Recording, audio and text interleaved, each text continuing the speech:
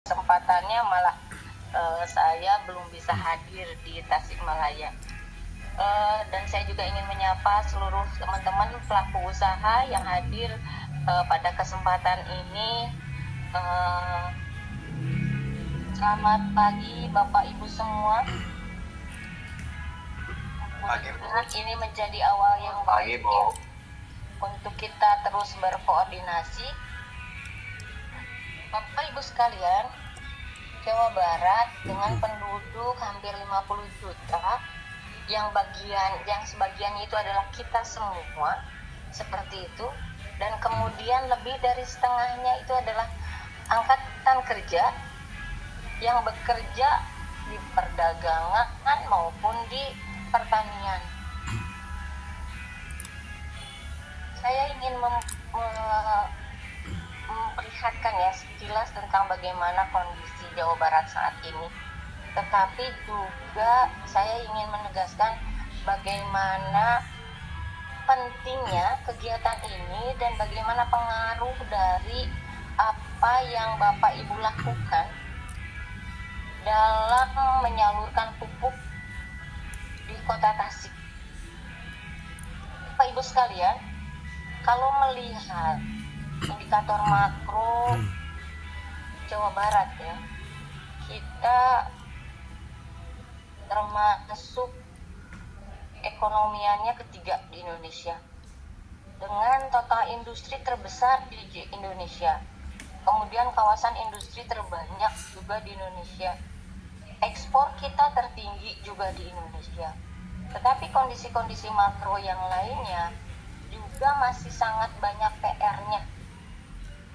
Pertumbuhan kita di triwulan ini agak turun dari 5%, mencapai 4,93%. Dan ini harus menjadi warning karena Indonesia emas di 2045 tentunya juga karena ada provinsi emas gitu. Dan provinsi emas ini termasuk juga dengan kabupaten kota yang emas. Dan diharapkannya adalah dari mulai di 2000 sekarang sampai 2045 untuk mencapai Indonesia emas itu, pertumbuhan ekonominya harus di atas 5%. Recording in progress. Nah, harus di atas 5% ini, kalau kita melihat share-nya ya, 4,93 ini 1,09-nya dari industri, konstruksi, kemudian 0,7-nya dari perdagangan. Dan ini merupakan kontribusi dari Bapak Ibu sekalian. Kalau melihat keseluruhan, kita masih 42%-nya dari industri, kemudian 14%-nya dari perdagangan, baru kemudian di triwulan 1 ya, konstruksi, kemudian pertanian. Kalahnya kita dengan Jawa Timur sebetulnya di pertanian. Nah, sehingga punya PR besar ya di pertanian ini terhadap perekonomian kita. Bapak Ibu sekalian, kalau melihat indikator makro lainnya, kemiskinan kita masih cukup banyak, persentasenya jauh lebih besar daripada dibanding DKI ya. Kemudian walaupun industri kita tertinggi, investasi kita tertinggi, penganggurannya juga lumayan besar, 6%, 2 juta dari hampir 26 angkatan kerja kita masih mencari pekerjaan. Menyerapnya juga terbanyak. Penyerapan tenaga kerja di Indonesia itu tertinggi, 24 juta jiwa, tetapi yang anggotanya juga cukup banyak seperti itu, karena kita ya ada gula ada semut ya, setiap orang kemudian juga ingin mengadu nasib di kabupaten kota itu yang ada di Jawa Barat. Nah, Bapak Ibu sekalian, sehingga kalau misalkan tadi disampaikan pasti oleh Pak Wali ya, semua itu tujuannya untuk kesejahteraan masyarakat. Tetapi apabila program itu menang, jadi salah urut jadinya, dan akan menjadi mahal gitu untuk memperbaikinya.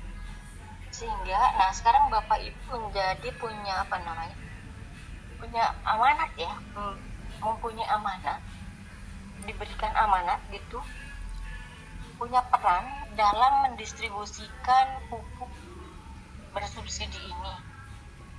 Pengawasannya ini memang kewenangannya bukan hanya provinsi, termasuk kabupaten kota. Kabupaten kota itu mempunyai kewenangan untuk mengawasi di bahan berbahaya, pupuk serta pestisida, kemudian gudang, minuman beralkohol, barang kebutuhan pokok dan penting. Itu yang kewenangannya tidak hanya provinsi. Kalau barang-barang yang lainnya itu merupakan kewenangan provinsi, tetapi 5 kewenangan ini menjadi juga kewenangan dari kabupaten kota, seperti itu. Nah, untuk itu kita menciptakan strategi supaya pas gitu dengan anggaran yang ada, dengan sumber daya yang ada. Kita menciptakan strategi ini yang mudah-mudahan tentu saja juga ini terasa sampai ke bukan hanya di provinsi tapi juga di kabupaten, termasuk juga ke kecamatan, juga termasuk ke bapak-bapak. Strategi-strategi yang kita ciptakan di dalam terutama di dalam pengawasan ya. Di dalam pengawasan itu adalah konsumen cerdas. Kita bahkan ada festivalnya sendiri untuk konsumen cerdas, yang di dalamnya adalah juga mengkampanyekan bangga buatan Indonesia. Bapak Ibu sekalian, ketika industri kita sangat tinggi, tapi kemudian bahan bakunya masih impor, itu juga menjadi masalah tersendiri. Misalnya ada perusahaan makanan kita kan sangat tinggi, Jawa Barat menjadi produsen atau industri makanan minumannya tertinggi di Indonesia.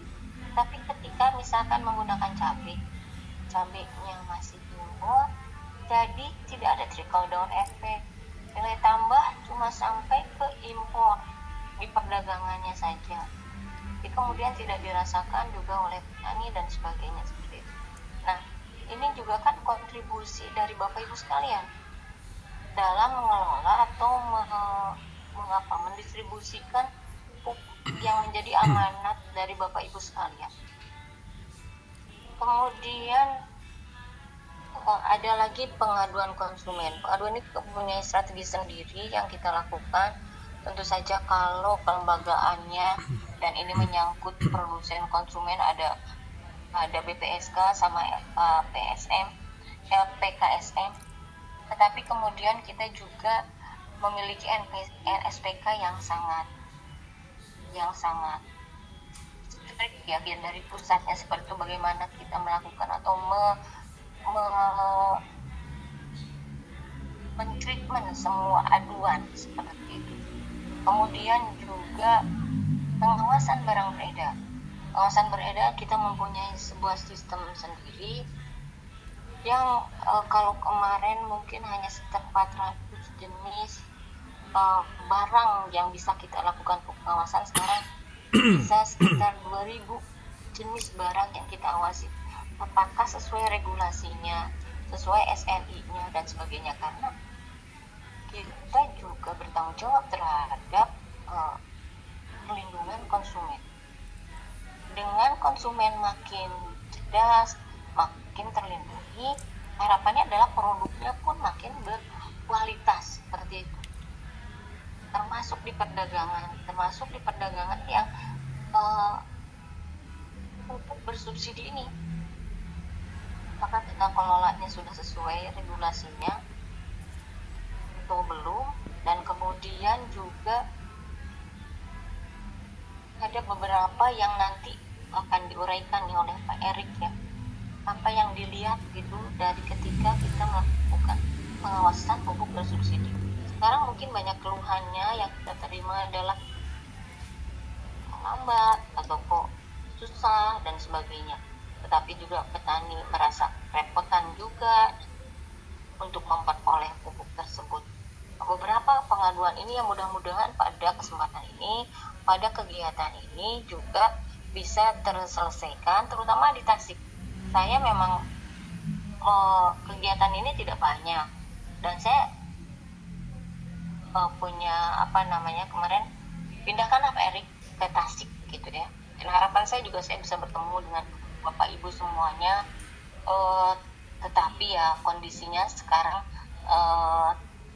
sampai kemarin masih mau ke Tasik, tapi tadi malam gitu kelihatannya saya tidak memungkinkan untuk ke Tasik. Mudah-mudahan dengan Zoom ini pun saya bisa memberikan penekanan kepada Bapak Ibu sekalian. Mari kita mulai dengan yang jadi amanah kita untuk tadi kesejahteraan masyarakat. Tadi kita udah tanggung jawab terhadap hal itu ya di bidang kita saja paling tidak.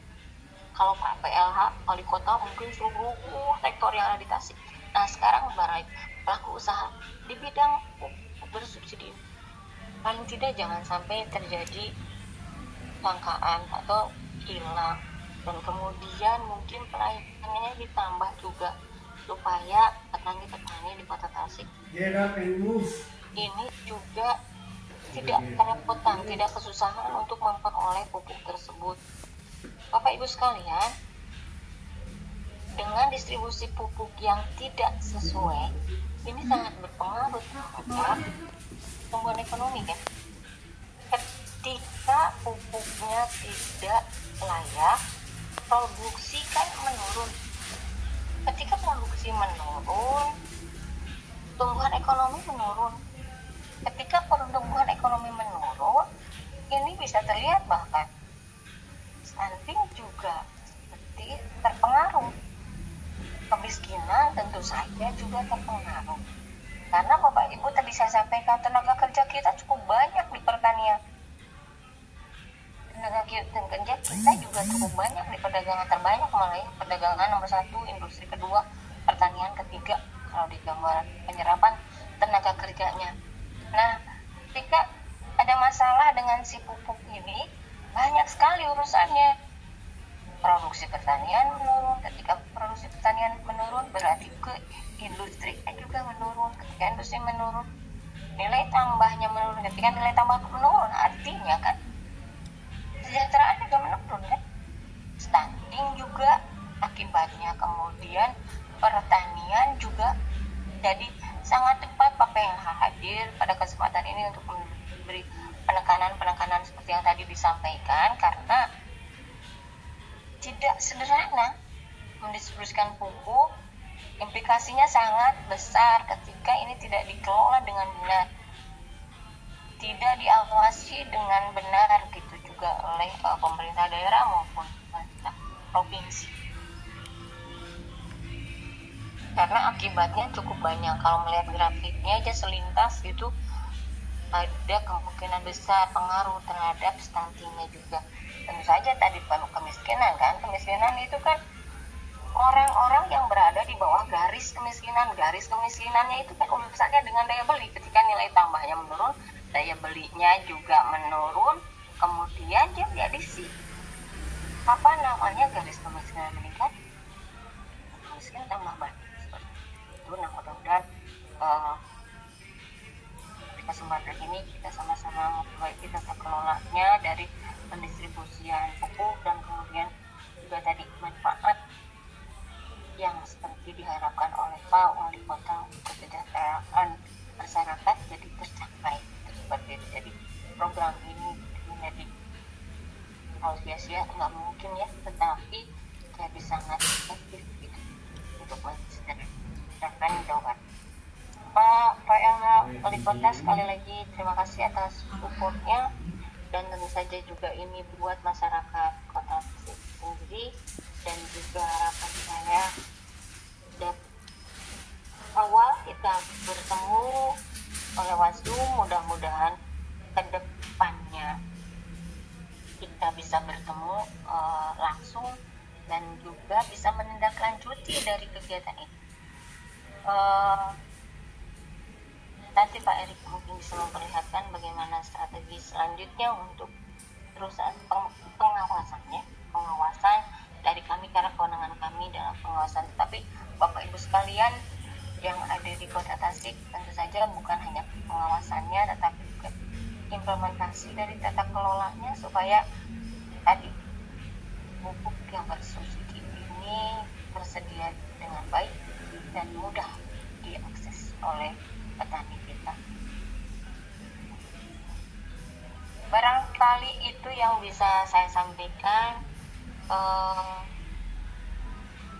Kalau tadi ada penyebab utamanya dari stunting, kemudian itu sebetulnya Bapak Ibu mungkin semuanya sudah tahu betul ya bagaimana stunting ini menjadi bagian strategis yang harus kita pahami lah seperti itu, dan salah satunya adalah kontribusi dari Bapak Ibu sekalian di distribusi pupuk.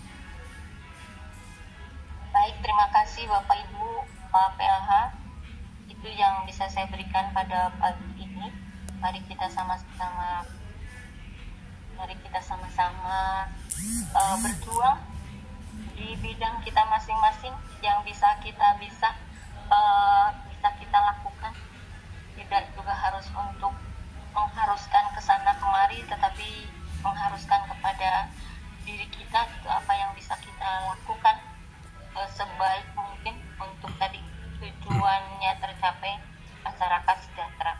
Kota Tasik ya, walaupun mungkin banyak akselerasi, banyak hal yang sudah dilakukan, tetapi kalau indikator makronya kelihatannya memang masih sangat banyak ya. Terima kasih. Assalamualaikum warahmatullahi wabarakatuh.